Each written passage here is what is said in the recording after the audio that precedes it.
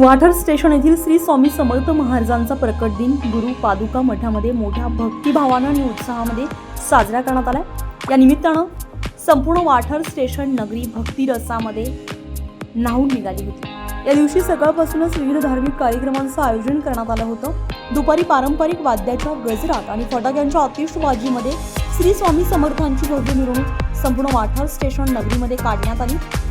भाविकांच्या उत्साहात आणि हरिभक्तीच्या जयघोषात संपूर्ण परिसर दुमदुमून गेला होता। या सोहळ्याचे मुख्य आकर्षण म्हणजे महाराष्ट्रातील सुप्रसिद्ध युवा कीर्तनकार हरिभक्तपरायण योगेश महाराज यादव यांचे लक्ष वेधून घेणारे काल्याचे कीर्तन। त्यांच्या प्रभावी वाणीनं भाविकांना भक्ती रसामध्ये चिंब भिजवला। श्री स्वामी समर्थ महाराजांचा प्रकट दिन संपूर्ण दिवस भक्तिभावाने साजरा झाला। यामध्ये सातारा जिल्ह्यासह महाराष्ट्रभरातून आलेल्या भाविक भक्तगणांनी मोठ्या संख्येने हजेरी लावली आणि हा सोहळा अधिक भव्य आणि भक्तिमय होता।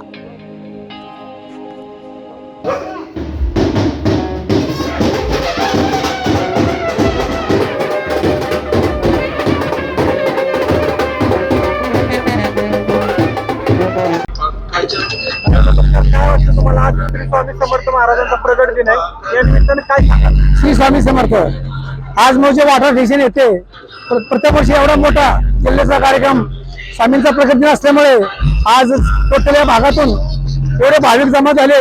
इतका आनंद वाटतोय की दिवसेंदिवस हा कार्यक्रम इतका मोठा होणार। आणि थोडक्यात सांगायला स्वामी प्रचित आहे। सुरुवातीला नंतर वाढ इतके भाविक वाढत गेले। आज स्वामीच्या मंदिरात बसायला जागा राहत नाही आणि अशाच भाविकांचा प्रसार मिळाल्यानंतर स्वामींची प्रचिती दिवसाच्या स्वामींची प्रत्येक भाविकाला मिळायला लागलेली आहे। आणि त्याच्यामुळे भाविक इतका माहूल झालेला आहे की स्वामींच्या सेवेसाठी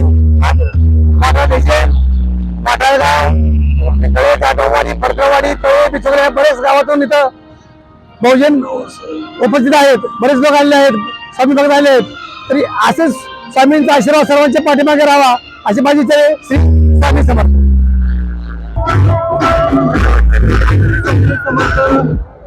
समर्थांचा आज प्रकट दिन आहे, या निमित्ताने काय सांगाल? जय स्वामी समर्थ। आज आमच्या गावामध्ये स्वामी समर्थांचा प्रकट दिन आहे आणि वाठार स्टेशनचे दैवत भगवान वागदेव महाराज आणि आई निष्णाई माता यांच्या पुण्यभूमीमध्ये हा आमचा निर्गुण स्वामी समर्थांचा मठ आहे आणि इथं अन्नदान भरपूर होत आहे आणि इथं भक्तजनांना वेळोवेळी त्याचा प्रत्यय येतो आणि इथे भक्तजन तो इतका श्रेष्ठ होत चाललेला आहे की इथली प्रचिती महान आहे आणि इथे पंचक्रोशीतील भरपूर भक्तजन येत आहेत। महाराष्ट्रातील कानाकोपऱ्यातील लोक येत असतात आणि इथं अन्नदान भरपूर होत असतं आणि प्रत्येक भक्ताची इच्छा पूर्ण होत असते। जो सच्चा भक्त आहे त्याची इच्छा इथं पूर्ण होत आहे आणि समर्थ भगवान वागदेव महाराजांच्या भूमीतला हा मोठा अनुभव आहे की स्वामी समर्थ महाराजांचा निर्गुण मठ हा अत्यंत प्रभावी आहे आणि इथे भक्तांना प्रचिती वेळोवेळी मिळत आहे।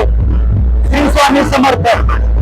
आणि मी दरवर्षी मी हे आपल्याकडे जेवण स्वामी समर्थांची सेवा दरवर्षी असतो आणि दर गुरुवारी स्वामी समर्थांच्या चरणात आम्ही तिथे सेवा करत असतो। श्री स्वामी समर्थ। जय स्वामी समर्थ।